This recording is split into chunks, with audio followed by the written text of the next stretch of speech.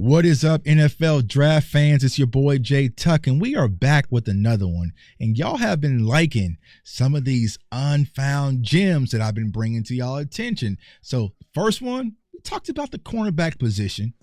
The second one, we talked about a wide receiver, but it's time to roll up our sleeves and get ready for the trenches. The trenches are important. If you're a Cowboys fan, y'all know what happened today, right? Zach Martin just retired. So offensive line play is extremely important, and I know the Cowboys are going to be looking for some guys to kind of come in and fill the void, and this guy is one of those guys. He's a trench monster, played offensive tackle at Cincinnati, and he's been so kind to share some of his time as he gears up for his pro days and for the NFL draft to stop by and speak to us. So CFO fam, let's give a warm welcome to my guy, Phillip Wilder, but you can call him P-Dub. What's going on with you, bro? What's going on, brother? Not much, man. Not much, man. We were talking off cam, man. You saying you're in Atlanta right now, so it's cold there. It's cold here in Kansas City. You know what I'm saying? It's cold outside, but I know you're fine. No, it ain't my cold, man. It ain't my cold, dog, at all. You know what I'm saying? Because I went out there this morning crazy, you know what I'm saying? I went and ran my 3 miles, and maybe because I'm talking to y'all, you know what I'm saying? Maybe because my old self is talking to y'all, I want to kind of get my pro day type of mindset. So I'm out there running in 14-degree weather, and my wife is like, what is you doing? I was like, I really don't know. You know what I'm saying? So I went back inside, man. But speaking of gearing up for your pro day, man, the NFL draft, I want to kind of start from the beginning, right? So you grew up in Jonesboro, Georgia. So tell people, like, where did your love for football come from? How did you get started playing the game? Let me say, like, I've been playing football all my life, so I've been loving football. But like, you ever lost a game and you was like hurt? Mm-hmm. That's when you know, like, oh yeah, I love this sport. Like, yeah, like you could have a losing season, like all else, and you just hurt after every single one of them. Right. That's when you know you love football. Yeah. That's when you know it meant the most, right? When it means something, like, right? Yeah, because as kids, we tried different sports. Like, I tried baseball, I tried soccer, but when I started losing in basketball and also football, and you was mad and you wanted to go back in the lab and work even harder to win, then you knew you was in the right spot. And that's the one thing I love, like, whether you're a child or you're an adult, right? Do you have competitive spirit? I hate losing, bro. Whether it's Madden or whatever, man. You know, I lost a Madden game the other day, and I just been feeling wrong about it. You know what I'm saying? So I like that competitive spirit, man, and I can definitely understand it, especially when we watch your film. Now, you played for Cincinnati, but you started off at JUCO, went to Southeast Missouri State, and then you were able to play for the Cincinnati Bearcats. So what was the driving force, you said, that kind of kept you motivated and elevating throughout the course of your career, especially in college? Because some kids, they get a JUCO, they kind of get discouraged a little bit, right? Sometimes they go to like a Division II and they just feel like it's never going to happen, but you continue to push. So what was your mindset that kind of kept you motivated to ultimately get to a Power 5 school and play well for the Bearcats? Well, in high school, like, I had Power 5 offers. I had a whole bunch of offers, but I didn't have the grades to go to any of them schools. Like, when I took the ACT, like, I didn't do good on that. The SAT, didn't do good on that. Like, when it came down to finishing, like, I just didn't have the grades to go to it. But when I stayed, my senior year, I stayed after school, did summer school, you know what I'm saying, worked my tail off just to be able to go to college. When I went to college, I was like, I know I gonna make it somehow. I'm gonna get to the top somehow. Right. So, you know what I'm saying, it was all about staying down, you know what I'm saying, overcoming. Yeah, that's great, man. Showing persistence, right? Because a lot of people, whether it's grades or, you know, adversity, sometimes they quit, right? They feel like it's never going to happen. But you said, you know, I was staying after school a little bit, doing the extra work to get there, because you knew you had the talent, right? You knew you had the talent. It's just this one little obstacle, and you was able to get past that obstacle and ultimately play at the highest level. Now, you play right tackle for a good Cincinnati offense. Y'all put up some numbers up there. So what would you say, like, helped lead to your success, you know, playing in that Bearcats offense and protecting that right side? You know what I'm saying? Just having confidence. I had confidence in what I do. Like, when I go on the field, I think I'm confident enough to win my matchup. Like, in practice, it starts in practice. Like, when you have confidence in practice, like, when you're competitive in practice, like, it shows everybody, oh, look, he ready to work. Like, he ready to go. Like, if you got a guy out there pancaking people in practice, like, oh, this dude, what do you think he'll do game day? Right. You know what I'm saying? So, like, just when I got there, just working hard, working my tail off just to even get on the field. Like, it was important to me. Yeah, exactly, right. You know, you practice those habits and it translates on Saturday, right? Because you have lazy practice preparation. especially at the Power 5 level. I mean, you know better than anybody. If you don't work, either you don't work, it's going to get exposed on Saturday, or your coaching staff is going to find someone who's actually out there working. And speaking of your coaching staff, your offensive line coach, I believe his name was Nick Caldwell. So talk about, your relationship with him and some of the things that he kind of helped install into your game that kind of translate not only in college, but will help you at the NFL level as well. I love my coach, man. Coach, that was my most favorite coach I ever had in my life. Like, even senior night, we in the locker room crying, like all that. Like, me and my coach just go long ways. Like, he helped me, like, from just like being mentally tough and like being resilient. Like, when I first got to Cincinnati, I think I lose a rep the world over with. Like, you know what I'm saying? I wasn't even used to losing the rep. When I was at the SEMO, I wasn't used to losing the rep. I lose the rep there, I think in the world over, I'm not going to play. You know what I'm saying? He's the one who start being mentally ready, physically ready, and prepared. So, like, I give a lot of thanks to him. And, like, this year, we did a whole bunch of NFL system stuff, like C sets, B sets, A sets. Like, you ask around the NFL, like, that's what they do. Like, I be in the facility training for the NFL now. Like, I asked them, like, so what are some of the things y'all do, like pass pro wise? Yeah, we say A, B, C set, strike system, go 1, 2, you know what I'm saying, 3s, 4s, 5s, like all that. He installed that into us this year, and it actually made us a better player. That's good. All of us across the line. That's good. Installing it early, right? Because like you said, like, training. You go out there. Yeah, go ahead. You in the game, and like say you did a pass pro, we got your film in the game. He gonna ask you like, what set you did there? I'll be like a B04. You know what I'm saying? And then, once you establish that, like, you're going somewhere with it.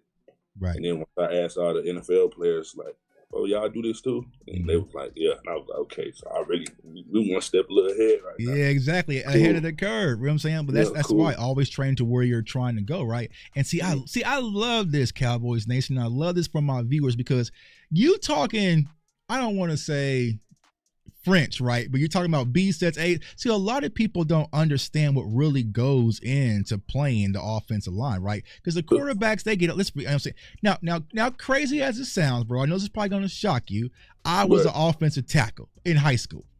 I know. Okay, a lot of people don't believe me. I played offensive tackle in high school. Then when I got to college, they were like, absolutely not. I played linebacker. So when I tell everybody that, they like, but a lot of people don't understand. The quarterbacks get the credit, but the offensive linemen, you have to be in sync. And the mental capacity that goes in playing the offensive line, there's a lot of thinking. It's not just bully ball in trenches. Your brain is processing at a high capacity. So a lot of people don't understand that, right? So when I hear you talk about A set, B sets, you know what I'm saying? Like all those different things, that's what's going through your mind when you got these speedy edge rushers like coming off there. Wide. He's very wide. Like if I take a C set, he might just cut underneath. Right. But you know what I'm saying? But you go in between, you take this B set, you sit there and wait for him and kind of determine. But that also comes to watching film. When you watch film, you're like, oh, this guy like doing that every time he go right there. Oh, he like mixing it up and counter moving on there. He like spinning once he get into contact. And you know what I'm saying? Then when it come down to the run game, he's like, oh, he like feeling like that. Okay, boom, I'm finna reach him a little bit more to get him running more so I can turn my hips and go up the field. You know what I'm saying? It's a lot of stuff like a lot. So listen, y'all, this is what goes on inside the mind of offensive linemen. You have to know your wrestler. You have to. And then like when it comes down to it, you gotta have short-term memory. Like yeah, because you're not gonna go 80 plays and win every 80 plays. Exactly. Unless you're Trent Williams. You might do that with or the great Zach Martin. You know, like there's some out there. You know what I'm saying? There are some. Like that. Yeah. There are some players out there, they win every rep. You know what I'm saying? But it's very far in between because you are battling in the trenches. And like you said, sometimes all it takes is one quick mistake and that can lead to a fumble, a sack, a strip fumble or something, right? So you have to kind of be on go mentally, but also physically from an athletic perspective. Now, for me personally, I like my offensive line. I'm sure your coach did too. Coach Nick did. Like him violent. We can do 70 pass pro sets and give up 1 sack. He's worse. Exactly. Get rid of him. You know what I'm saying? He's bad. You know what I'm saying? Get him out of there. How does he miss? Like, bro, like, what about the last 69? You know what I'm saying? Reps. He last 60 reps, he won. He lost one. Nah, he should have never gave up that fumble. You know what I'm saying? Like, trust me, I get it, man, especially for Cowboys fans. You give up one straight fumble. It's like, get him out. Like, bro, he just won like 80% of his reps. Like, he's going against some of the best in the world, right? But like I said, you know, when it comes to me watching offensive linemen, watching the film, and I'm sure your coaching style listening to you, Coach Nick, right? I look for violence, someone that can finish their blocks, right? And when I watch your film, I also saw athleticism, someone can get to second level, but also finish your block. So tell me, where does that mindset come from? And if you had to tell somebody what is your strongest trait as an offensive lineman, what would you say that is? Okay, mindset, like, you got to go an extra mile, as in, like, finishing blocks ain't just easy. Like, you can be a goal lineman just moving people out of the way, winning your pass pro reps, but finishing blocks, it's that extra motivation through the whistle. Like, you got a person and you're blocking him and you getting him and like, okay, you drove him 10 yards. Like, it looked good. Like, can you finish him through the whistle? Like, well, he finna be like, all right, play over with. Oh, let's go ahead and take you to the dirt. Yeah, exactly. You know what I'm saying? Right. So, like, finishing blocks, it just, you got to have the mindset of, like, just one more step. Like, right. 3 more pounds. Like, stuff like that. And, like stuff that I bring to the table, I can say more like I'm a finesse football player. Like, be lined up, say a DN lined up on the field. I might flash him, drop his hands down before he even gets to me, where he's stumbling all over the face and then just pull his pads down while, you know what I'm saying, while I'm passing. Like, I can say a whole bunch of stuff. Run block, that's my favorite. Like, run block. We run the ball, what we doing. Like, you know, you got a lot of teams that pass, okay, you know what I'm saying? But, like, I like running the ball. Running the ball. I'm going to get visible. Like, this year in the NFL, it turned into a run league. Like, the run league, it was beautiful. Like, I loved it. Like, and see, a lot of people don't understand that, because especially for Cowboys fans, I've been trying to stress that, right? Because the run game, my old school type of football is starting to come back. But as an offensive lineman, people don't understand, when you get that run game, when you start to get into a rhythm, that sets the tone, right? You have to pass pro 45 times, like you said. All it takes they already knowing what you want. You're already on your heels, and all you have to do is lose 4 of those reps for it to change the course of the game, right? But when you actually able to go out there and establish the run, it gets you in the momentum, allows you to establish some dominance, and you just start feeling a whole lot better, man. So I'm gonna put you on the spot, man. All right, you playing right tackle, like I said. This is a Cowboys channel. All right, talk about your preparation. All right, now you in the NFL. You know, congratulations, you done made it. But now you're going to play in Dallas. And the Dallas Cowboys have this great pass rusher in Micah Parsons. And you know what? We have this rookie right tackle in P-Dub, and we're going to line Micah up on that side. So just studying Micah Parsons, what would be some ways you would prepare for that battle versus Micah? You're going to have to get lower than him. He's 6'3", but he played like he's 5'11". Like, when he leaning over, you know what I'm saying, stances like that, you got to get lower. You got to bring your hips into it, because he might finesse you, but he power too. Like, he'll run right through a tackle fake. So, like, you know, as he's watching Parsons, like, you got to, you know what I'm saying, be physically and mentally ready for him. Yeah. Like, you know what I'm saying? Like, fear no one, but respect all. Right. Oh, yeah. He definitely got to respect the lion, man, because he has a mixed bag. You know, he has a mixed bag, tool bag, man. So he going to throw everything. Then, the more you go against him, the better you're going to get. Exactly. Yeah, exactly. You should want the best. You should want the best reps. Like, you losing, but okay, line it up again. Let go. Like, I need this. Like, let's go. Exactly. Don't shy away from the competition, right? And so speaking of competition, right, you transitioned up to Cincinnati, played in the Power 5 conference. So tell me about a situation, a game where it's like you started out early and was like, hey, bro, I got my hands kind of full, but you was able to adjust. Like, what was that experience like? Walk me through that process. Okay, like, when it's like a player, like okay, he got a little something to him. Like, you know, ways of adjusting. Like, okay, this say I'm finna jump set him. Like, I'm not even finna have him get a chance to get his feet going. Okay, this next say I'm finna flash him, then jump set him. You know what I'm saying? This next say I'm finna bait and jump him. Like, this all going through O-line brain. Like, you gotta be a player to throw the defender off too on his pass rush move. So, you know what I'm saying? Every play, like, I might go with a different move. Then go with the regular move. He gonna be thinking I'm finna jump to him. He gonna think I'm finna sit there and try to bait and jump him. He gonna think I'm running a regular pass set. No, I'm coming to get you. This time, no, I'm gonna kick back and wait for you. this time I'm gonna strike you early. Like, you know what I'm saying? Just like that's mixing it up and just seeing what they want to do. But that also comes preparation and film. Like in film, we see that he like that. So when it comes to the game, you shouldn't be shocked that he's doing that. Right. Yeah. Right.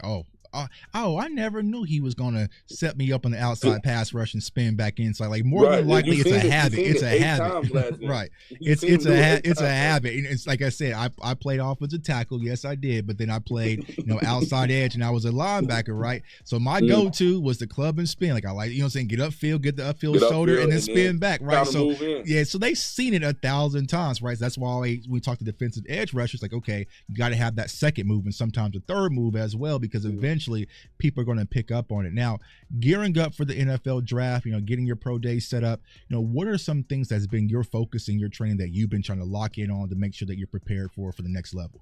Well, I have a strength coach, a position coach, and a weight room coach, and nutrition coach. So, like, really, it ain't even been one thing working. I'm trying to work on everything. I'm trying to become 1% better in everything I'm doing. Yeah. So, like, when it come down to the Big 12 Combine, like, I'm trying to show everybody that I can do everything. Right. When I first got to, my whole life I played left tackle. Got to Cincinnati, I played right. You know what I'm saying? You just had to show them, like, okay, boom, I came there with somebody there already who's been there for a minute. Like, okay, I want to get on the field. Go to right tackle. Right. And see, so you're actually seeing that a lot more in the NFL, cross trainer, right? A player that was drafted last year in Tyler Guyton, right tackle, moved him to the left. So, when it comes to playing from the left side or the right side, like, does your philosophy change? Does anything change besides your stance, or is it pretty much the same approach for you? It's the same approach. Nothing changes, just but what side you're on. So, like, it might feel a little funky if you've never done it before, but like, I've been doing both all my life, so.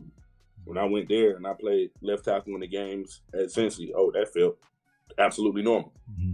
Then I'm starting right tackle, you know what I'm saying? Boom, my coach was a rotational guy when I first got there. So, like, during my first season, I played left and right. Last year, I played strictly right tackle during the season.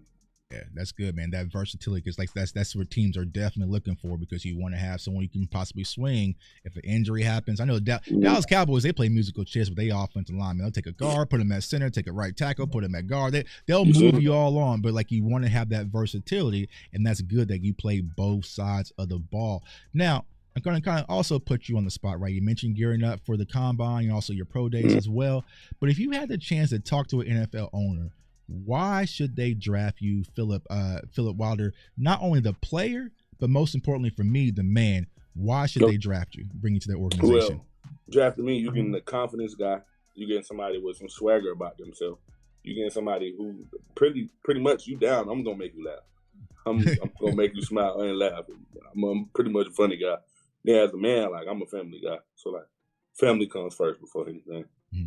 That's good, man. Good. Family over everything, man. That's extremely important. And also, like, I always call, like, offensive linemen like elephants, right? And elephants are like my favorite animal, right? They're extremely smart, they're big, they're massive, right? They're the size, right? But at the end of the day, if they want to hurt you, they can hurt you. You know what I'm saying? Like, it's just, they can get extremely violent if you push them the wrong way. So, protectors. Yeah, exactly. They're protectors, right? They're protectors. And you don't get a lot of credit. You don't get a lot of, but at the end of the day, nothing works without you. And we saw it in the Super Bowl. You know what I'm saying? We saw it in the Super Bowl, how things can change if you don't have an offensive line. So I think the run game is going to be in the premium when it comes to the draft, but also the offensive linemen to go along with it, and especially ones who like to be physical in the run game. So last question, PW. I actually got two more. I got two more for you.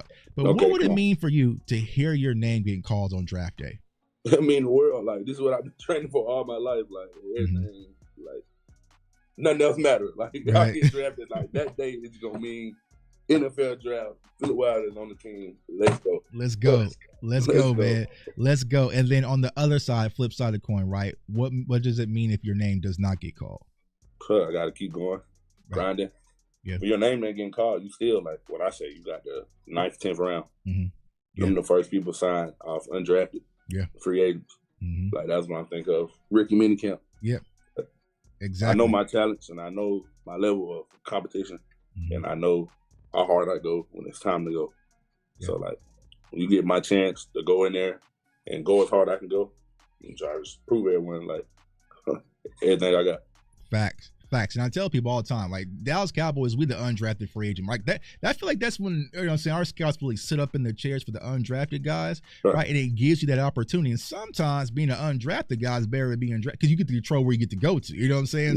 So sometimes it can work out. So I tell everyone who comes on this channel, if your name does not get called, that's just the beginning of your new journey. But we ain't doing that. We getting you drafted, bro. We are getting you drafted. We want to hear that name called, and we want to see you know what I'm saying, be able to have your, you know, the time with your family to be able to celebrate and hear your name called. So we definitely are going to be pulling for you. Now, just put you in this situation. Your name gets called. You finally make the NFL roster. It's Sunday. You're getting ready to go out there, walk to that tunnel for your first game. I've been asking everybody this question. I've been getting some different answers, you know what I'm saying, because I'm a little bit older. But what is in your headphones getting you hyped up for game day? Let me see what you listen to. Me. Oh, okay. Okay, you got bars? Yeah. Okay. So he's funny, he can protect, and he rap too. You know what I'm saying? Anybody that's from Atlanta, they make music. Okay. Cool. We're going to definitely have to check you out, man. We're going to definitely check you out, man. So ain't nobody better motivator than yourself. You see what I'm saying? So I definitely like that answer. But yo, P-Dub, though, we appreciate you for coming on, taking time out of your busy schedule. For everyone who's seen you for the first time, let everybody know where they can find you. You can find me on Instagram, wilder.xl, Twitter, KingPhil. What, you want to go TikTok way? We type in Phillip Wilder, you're going to find me, KeyRay74. Ooh, definitely check him out. I'm starting to get active again on TikTok. You know what I'm saying? Like the crazy thing, I ain't TikTok. Gonna lie, these last 2 weeks, TikTok became my favorite app. I'm trying. You know what I'm saying? I'm trying. TikTok rocks with me heavily, but like every time I get moment, I just like quit and just disappear for like 2 to 3 months. So I'm putting on myself to be more active on TikTok because a lot of Cowboys fans and draft people's like, Tuck, we need you on TikTok. So. Yeah, you're gonna have a good little repertoire.